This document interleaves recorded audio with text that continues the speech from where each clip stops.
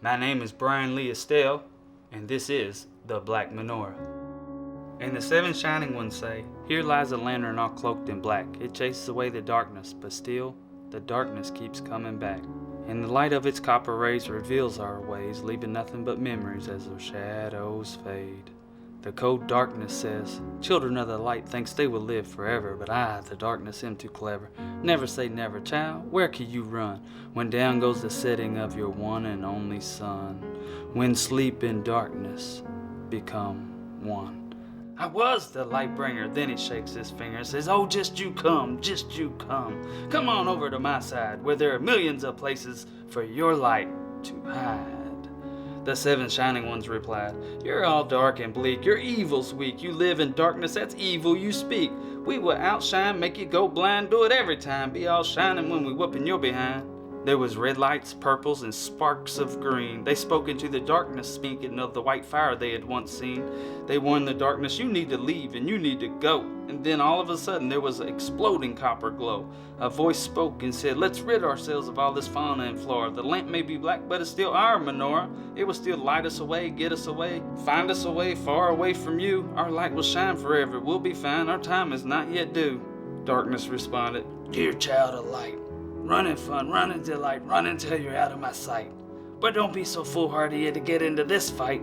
Your timing is just not right. I was the morning star, I was the light bringer, the mightiest of all angels and heaven's greatest singer.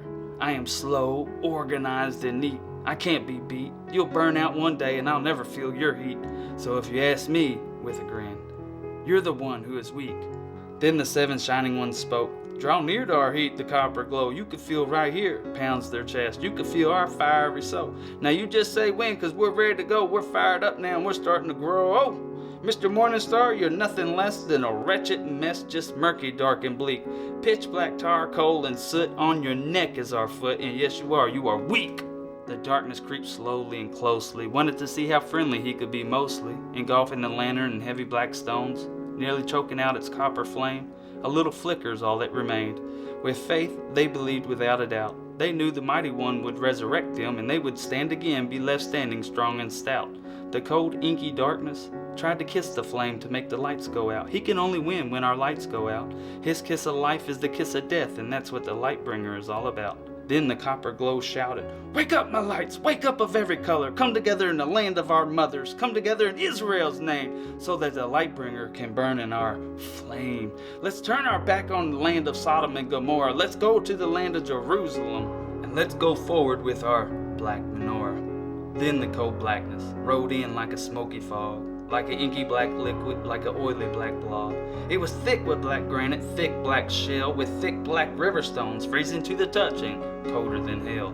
The Black Menorah was being choked by the darkness. Its last copper glow it almost gave, when all of a sudden more lights cut in, the darkness started to quickly fade. It started sprinting, trying to find shade, with a booming voice closing in fast. Get away, that's my children, the ones I made.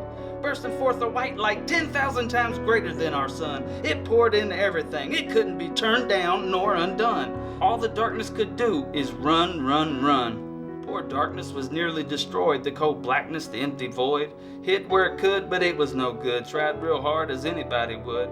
There was nowhere to hide. He was stomped in his side. There was nowhere he could have hid when the white light broke all his ribs. Messing with the white light is something he should have never have did. Crawling away in black coldness, because that's all the life he had and could give. When the cold emptiness tried to quicken his pace, he got kicked in his face. The voice from the copper glow spoke and said, you're a wretched mess, I must confess, just murky, dark, and bleak. Oh morning star, oh coal and soot, on your neck is my foot, and yes you are weak. The seven shining ones say, we all make our mistakes, and that we all know, so don't you ever again mess with the copper glow. Land of milk and honey, children of Torah, keep this lantern, this black menorah, and always embrace the light of our Torah. Watch the cold darkness just fade away, never to come back, just fade away. Here lies our menorah all cloaked in black. You might feel lost, so see yourself back on the right track, come back home. You want to feel the temple, the land of Israel?